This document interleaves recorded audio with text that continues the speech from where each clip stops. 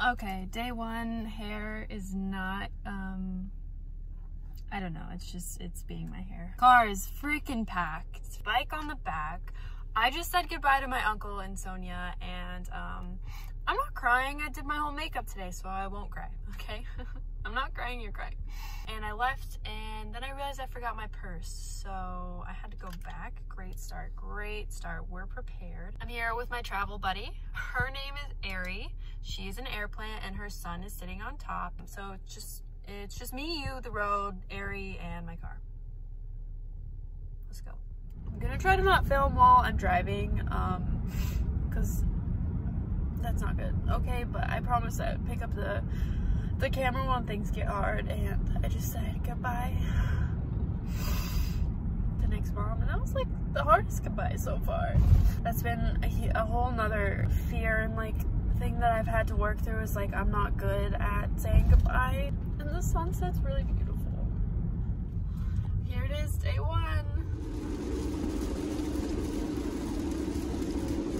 This all looks like such a mess. I do need to organize it a little bit. Mouthwash is not supposed to be right there. I'm a couple hours into my drive, and it's been just a super rainy, gray Midwest day. Yeah, I've driven through some crazy storms already, and it's just been really gloomy and nothing exciting. I stopped at this rest stop because I really had to pee. Really low on my list of fears has been like being kidnapped, raped, or killed.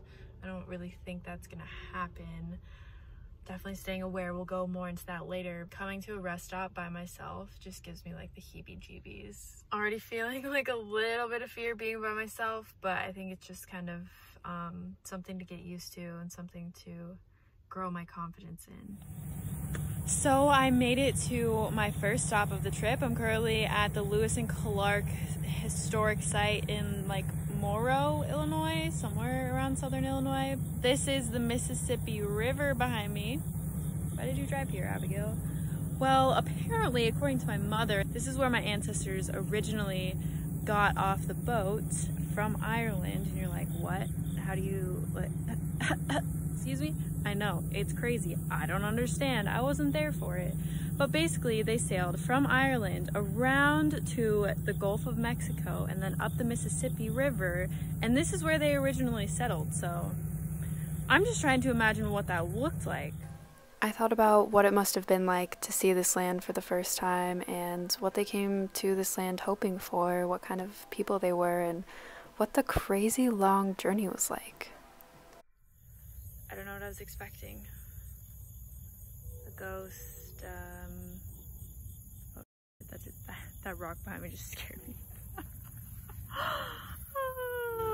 Okay, this is it. Glad we got to see it. Goodbye, Mississippi River. 'Cause I'm bored in the car and I'm in the car, bored in the car and I'm in the car, bored in the car and I'm in the car, bored.